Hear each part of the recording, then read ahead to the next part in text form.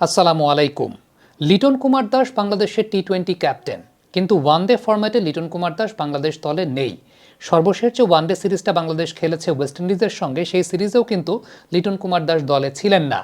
কিন্তু প্রশ্নের জায়গাটা হচ্ছে, এই মুহূর্তে যখন লিটন কুমার দাস ব্যাটিংয়ে বেশ ভালো শেপে আছেন, বিশেষ করে অদম্য কাপ টি-20তে ভালো উইকেটে খেলা হয়েছে, সেই জায়গাটায় লিটন কুমার দাসকে বেশ ভালো শেপে মনে হয়েছে অনেক দিন পরে। লিটন কুমার দাসকে বাংলাদেশের ওয়ানডে টিমে প্রয়োজন কিনা সে ব্যাপার নিয়ে একটা আলোচনা হতে পারে, বিশেষ করে মিডল অর্ডারে বাংলাদেশের ব্যাটিংয়ের যে ভঙ্গুর দশা ওয়ানডে ফরম্যাটে, সেই কথা বিবেচনা করলে বাংলাদেশের ওয়ানডে ব্যাটসম্যানরা খুব বেশি সিঙ্গেল প্রডিউস করতে পারেন না, খুব বেশি স্ট্রাইক রোটেট করতে পারেন না।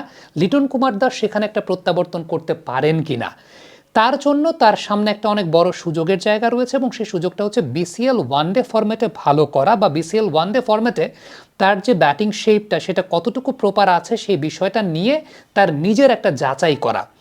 আমাকে যদি আপনি জিজ্ঞেস করেন, ব্যক্তিগতভাবে আমি মনে করি ওয়ানডে ফরম্যাটে লিটন কুমার দাসের কার্যকারিতা এখনও আছে। বিশেষ করে আবারও বলবো, মিড ওভার্সে বাংলাদেশের স্ট্রাইক রোটেশনের জায়গাটা একটা বড় প্রবলেমের জায়গা আছে। তবে তার জন্য পারফর্ম করতে হবে বিসিএল ওয়ানডে ফরম্যাটে পারফর্ম করতে হবে।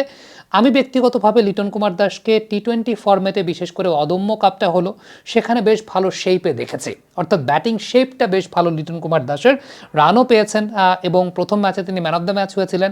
আমার কাছে মনে হয়েছে লিটন কুমার দাসের ব্যাটিং শেপটা বেশ ভালো আছে। এখন কোন কোন পয়েন্টের উপর বেস করে আমি এই কথাটা বলছি, এবং ইন্টারন্যাশনাল ক্রিকেটের সঙ্গে আমাদের লোকাল বোলারদের পার্থক্যটা কোন জায়গায়, সেটা নিয়েও আলোচনা করব। তার আগে লিটনের কোন জায়গাটা আমার কাছে বেটার শেপ মনে হয়েছে সেই বিষয়টা নিয়ে কথা বলতে চাই।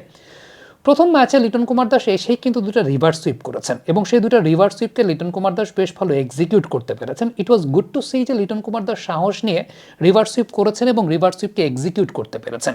এবং একদম ইনিশিয়াল স্টেজে একজন ব্যাটসম্যান যখন রিভার্স সুইপকে এক্সিকিউট করতে পারবেন, তার মানে বোঝা যায় তিনি ভালো ব্যাটিং শেপে আছেন। আমি আর একটু ডিটেইল ব্রেকডাউনে যদি যাই, তাহলে একটা শট আমার একদম চোখে লেগে আছে, এবং সেই শটটা লিটন কুমার দাস খেলেছিলেন, মূলত সুইপ শট খেলেছিলেন। খেয়াল করে দেখবেন, বলটা পিচ করার আগেই লিটন কুমার দাস তার শটের রেডি পজিশনে চলে গেছেন। লিটনকে এই জায়গাটা অনেক বেশি মাত্রায় নড়বড়ে দেখা যায় যখন তিনি আসলে প্রপার ব্যাটিং শেপে থাকেন না। অনেক সময় দেখা যায় যে তিনি অ্যাক্রস চলে যাচ্ছেন, ফ্রন্ট লেগটাকে ক্লিয়ার করছেন না, বা বল পিচ করার আগে শট খেলার জন্য খুব বেশি প্রিপেয়ার্ড তাকে দেখা যায় না, যে কারণে ওই লেন্থের বলটাতে আপনি দেখছেন যে লিটন কুমার দাস সুইপ খেলার জন্য তিনি রেডি হয়েছেন বা রেডি পজিশনে চলে গেছেন। যখন তিনি প্রপার ব্যাটিং শেপে থাকেন না, তখন তাকে দেখা যায় এই টাইপের বল তিনি প্রিমেডিটেটেড অ্যাক্রস শেপে গিয়ে ডিফেন্ড করার চেষ্টা করছেন, এবং সেটা করতে গিয়েই অনেক সময় দেখা যায় যে পেছনের পায়ের উপর ভর করে শট খেলতে গিয়ে এলবিডব্লিউ কিংবা বোল্ডের ফাঁদে পড়েন। বাট এই ম্যাচে বা এই টুর্নামেন্টে তাকে দেখা গেছে বল পিচ করার আগে তিনি যেভাবে আলটিমেটলি শটের অ্যাটেম্পটে গেছেন, বা শটের অ্যাটেম্পটে রেডি পজিশনে চলে গেছেন, এটাকেই আমরা বলি যে খুব তাড়াতাড়ি রেডি পজিশনে চলে যাওয়া মানে ব্যাটিং শেপ ওয়াইজ গুড পজিশনে আছেন।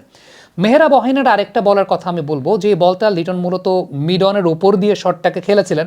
খেয়াল করে দেখবেন ইনিশিয়াল সেটআপটা লিটন কুমার দাস ক্লোজ স্টান্সে ব্যাটিং করছেন, তার এলবো পজিশনটা মিড উইকেট বরাবর। As soon as the ball was ready to pitch, ball যখন পিচিং করার জন্য রেডি, লিটন কুমার দাস কিন্তু ফ্রন্ট লেগটাকে ক্লিয়ার করে ফেলেছেন শট খেলার জন্য রেডি পজিশনে, এবং আপনি দেখবেন যে তার হেড পজিশন থেকে শুরু করে সব কিছু রেডি টু প্লে, অর্থাৎ শট খেলার জন্য রেডি পজিশনে চলে গেছে। So it was really good to see যে ব্যাটিং শেপটা তার আসলে কতটুকু বেটার। নাহিদ রানাকে তিনি লাস্টের দিকে একটা পুল শট করেছেন।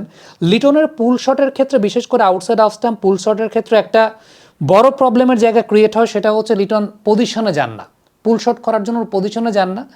দেখা যায় কাটের বলকে পুল করেন, রাইট পজিশনে না থাকার কারণে মিসকিউট শট হয়, এবং সবচেয়ে ইম্পর্টেন্ট ব্যাপার যেটা গিয়ে দাঁড়ায় সেটা হচ্ছে অ্যাক্রস শেপে যান, হেড পজিশনটা ফল করে যায়, ফ্রন্ট লেগটাকে ক্লিয়ার করেন না।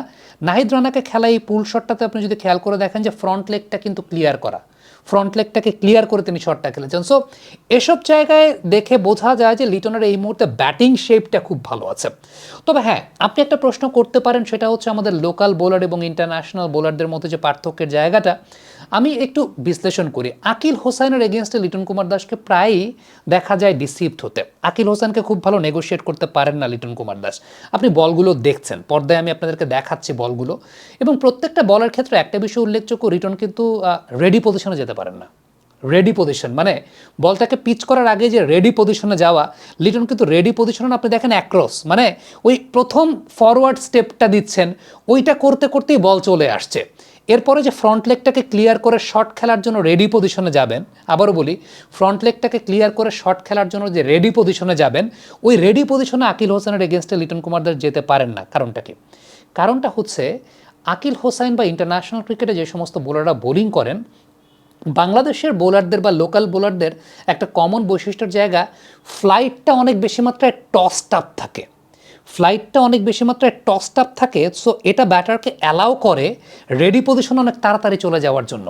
আকিল হোসাইনরা যে টাইপের ফ্লাইট দেন, বা ম্যাক্সিমাম টাইমে তারা যেরকম ফ্ল্যাটার বল করেন, আবার ফ্লাইটটা যেটা দেন সেটা আমাদের দেশের ফ্লাইট এবং ফ্ল্যাটের মাঝামাঝি একটা ফ্লাইট, যেটা আসলে ব্যাটসম্যানকে খুব বেশি অ্যালাউ করে না রেডি পজিশনে তাড়াতাড়ি যাওয়ার জন্য, মানে রেডি পজিশনে তাড়াতাড়ি শিফট করার জন্য।